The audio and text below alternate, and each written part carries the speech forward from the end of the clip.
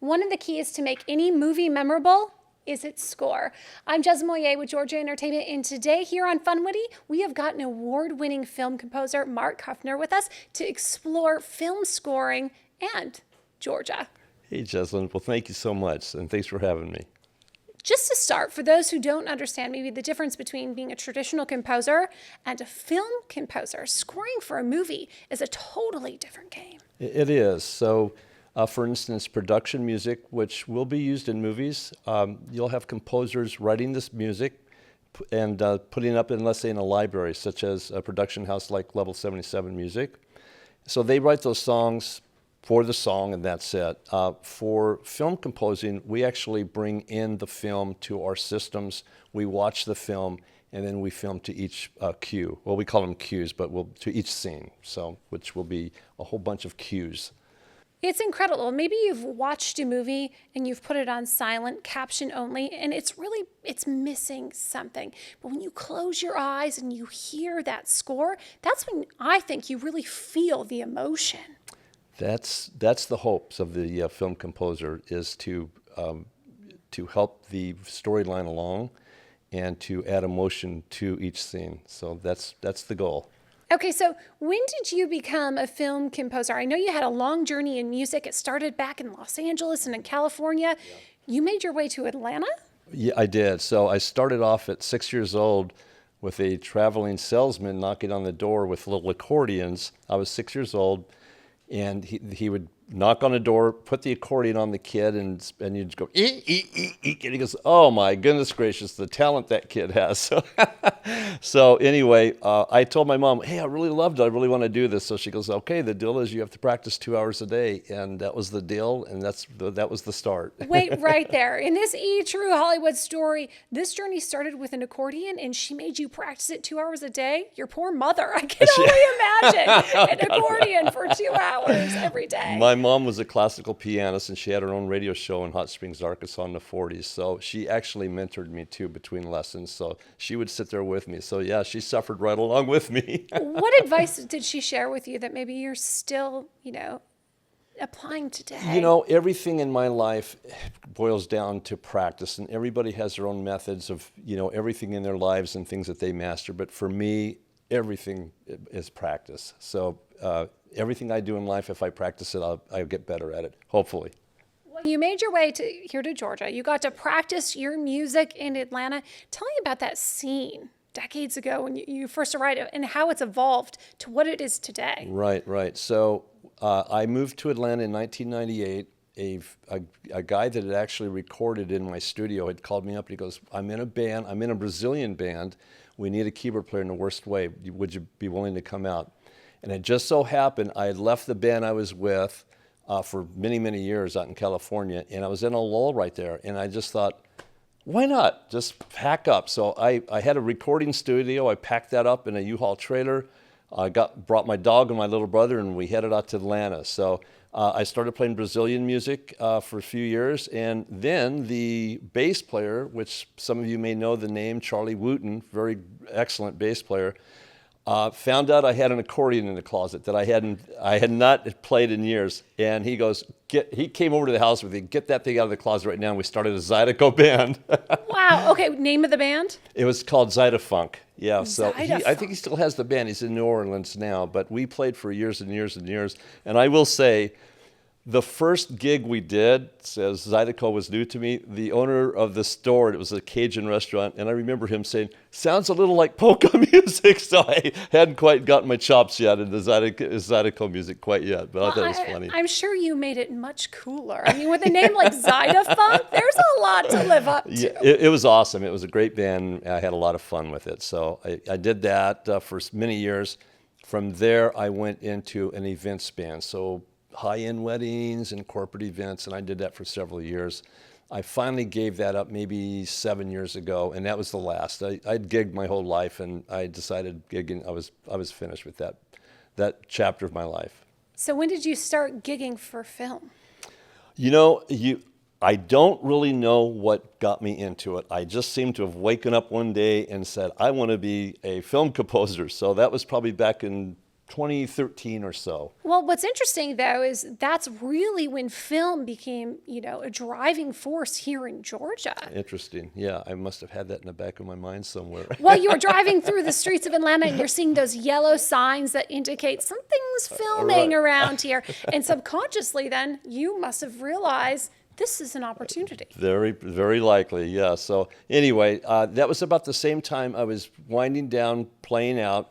I was working a full-time job in IT, and I started scoring. And I do remember the first few feature films that I got. I still had a IT job, so I was getting up at 2 a.m, score as long as I could until I'd go into work, take a quick shower, go into work, get back home from work, and go back to it again. So, and by the way, I did not tell the directors I had a full-time job. So clearly, you must have loved what you were doing. Ever since then, I can't tell you how much I love it. I start the day, I get right down to the studio, and I start writing. So I've not lost that love for it. It really is something for me, yeah. And I think it's really important to note for many of those watching and listening right now, you had a full-time IT job. So few people realize that they can make that pivot to follow their dreams, to pursue their passions. And here in Georgia, you can actually thrive on that. It's not just surviving gig to gig. You can. So I had a great career in IT. And actually, I'll tell you, I'll back up just a little bit. The jobs out here in the bars were not paying that well. And I probably made more money when I was in my early 20s back in California. So that kind of made me start thinking, maybe I need to start thinking about ways to make more money, and decided to go back to school. I was like 40 years old when I did that. So I went to school for a couple of years, got an IT. After I exited IT, I went back to school, but this time back for music. So Berkeley online, and I did 2 years for film scoring. So it was a wonderful course, by the way. Well, one of your most recent films is getting a lot of buzz right now, starring Joe Montana. Yeah, right. So this last one with Joe Montana is a documentary about PTSD, and great cast, great crew. The director's just wonderful to work with. He's got a long history in Hollywood. He'd worked on The Mentalist, Suits, and just a host of of films going back to the 80s. So really worthwhile project. I have to tell you a quick story on this. This is a mind blower. So the two stars in the film, which go out and help people with PTSD, were from Palm Beach, Florida. Well, the director and his wife, we invited them up to stay with us for the weekend. We're up in the mountains up in North Georgia, and they decided to come up. And so anyway, he goes, well, the star of the film is actually moving out here somewhere, and on our way up, we're gonna swing by and see where he hasn't moved in yet, but he wants us to come look at the house. Well, we're in a gated community up in the mountains, and so he decides to go to this guy's house. He gets to this gate. He can't get in because they hadn't called him in, so he goes back and drives around Canton for a couple hours, and then he comes back and he goes, it's the same gate. So the actors of this film actually moved into my neighborhood. I love that. How do you like that? That's just unbelievable, isn't it? It really is. It's incredible when, they say the world is small. And in my opinion, I don't think it's small. It's just when you're connecting to the same people with like mindset and similar values, you start really like coming together, It's amazing. It really is. It's quite a story. But anyway, yes, I really feel good about this one. I actually posted something on LinkedIn, and I got a gentleman reached out to me, and he was telling me he was having problems with PTSD, and I actually put him in contact with the people that help those folks. So already the film's not even released yet, and it's already helping people. So isn't that neat? That really is incredible. Yeah. That must be so fulfilling. Yeah, it's pretty neat. That's a good feeling for sure. So where can we learn more about the film and its release? So you can go to the World Chamber of Commerce website. There was a write-up on Georgia Entertainment not too long ago, just a few weeks ago. I don't know how hard it would be to find that, but you could probably go to the World Chamber of Commerce and find out about it then. There is going to be a sneak peek at Georgia Tech on November 15th. It was actually set for last month. Of course, then the storms came, so they had to cancel it. But I believe I can't believe Andrew Young is one of the speakers there. He's a dignitary here in Georgia. A couple senators here from Georgia. Dignitaries from all over the world are going to be there, so it's going to be a big to-do. The first one, it's sold out, but there might still be tickets available for this one, so I think it'd be worthwhile to go to. And what's next for you? The next feature film I have on the horizon is one called Cowboy and Indian, and that is I'm looking forward to this. The premise of this is a cowboy, which is a right-leaning conservative truck driver guy, ends up becoming best friends with a left-leaning guy, Indian, a guy from India, and they actually become best friends at odds at first, and they end up forming a great friendship. So it's a feel-good movie, and it's a movie. I think the goal of this movie is to help bring America together. So I think it's a worthwhile project. It's going to be filming in L.A. The film composer will be here in Georgia, though.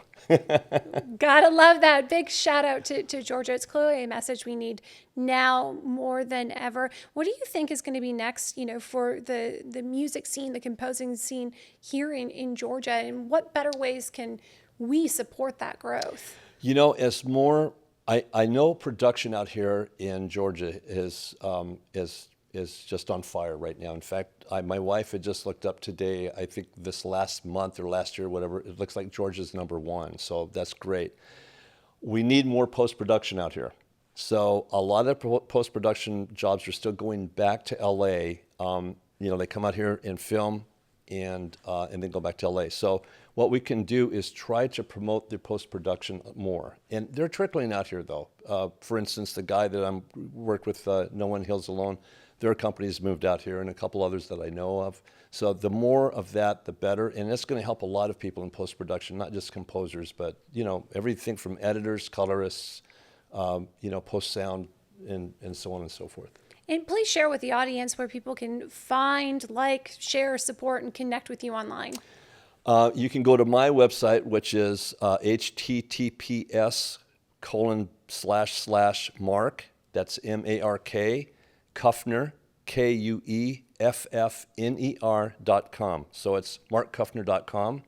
You can also find me on the Level 77 website. They're a boutique music library based here in Atlanta, and they represent me. So you can go to level77music.com, and then up at the top, look for SCORE. It's the first tab up there, and you'll see my show reels and what have you. Thank you, Mark. Thank you. We appreciate you and all the wonderful scores you create. Thanks for having me. And you, of course, can find me at georgiaentertainment.com. Don't forget to sign up for the Funwoody newsletter for your chance to win a trip for two to next year's Sundance. And, of course, have access to the Georgia Entertainment exclusive From Script to Screen at Sundance After Party. We'll see you next time.